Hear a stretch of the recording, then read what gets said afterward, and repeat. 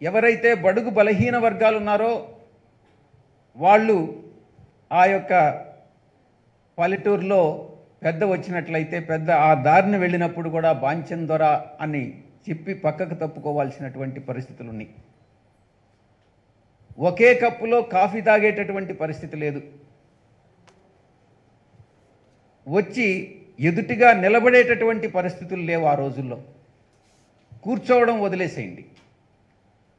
ఆ స్థాయి నుంచి ఈరోజు ఈ స్థాయి వరకు ఆయన బాబాసాహెబ్ అంబేద్కర్ గారి ఆశయాల మేరకు ఆ రాజ్యాంగం నిర్మించి ఇప్పటి వరకు బడుగు బలహీన వర్గాలని మిగతా వర్గాలకు సమాంతరంగా అభివృద్ధి చెందించడంలో ఆయన చేసినటువంటి కృషి ఎప్పటికీ మరవలేనిదన్నటువంటి విషయాన్ని తెలియజేస్తూ, ఆంధ్ర రాష్ట్ర ప్రజలు ఆకాంక్షల మేరకు వాళ్ళు కోరుకున్నటువంటి విధంగా మన గౌరవ ముఖ్యమంత్రి గారు 19వ తారీఖున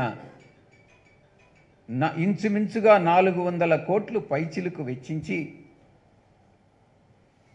ఆ దేశంలోనే అతిపెద్ద విగ్రహాన్ని, న్యాయశిల్పం, సమతా న్యాయ శిల్పాన్ని ఈరోజు 19వ తారీఖు ప్రతిష్ట చేసుకోవడం అన్నటువంటిది నిజంగా ప్రతి ఒక్క తెలుగువాడికి, ప్రతి ఒక్క ఆంధ్రుడికి గర్వకారణం అని చెప్పుకుంటూ, ఈ యొక్క కార్యక్రమానికి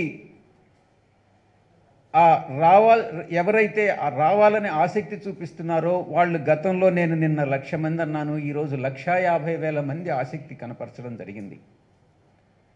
19వ తారీఖు జరగబోయేటటువంటి కార్యక్రమానికి 1,50,000 మంది తక్కువ కాకుండా హాజరవుతారు.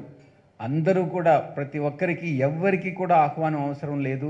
స్వచ్ఛందంగా అందరినీ కూడా స్వాగతిస్తున్నాం. ఆయన అంబేద్కర్ గారు ప్రజల మనిషి కాబట్టి ఎవరికి స్పెసిఫిక్గా ఆహ్వానం అవసరం లేదన్నటువంటి విషయాన్ని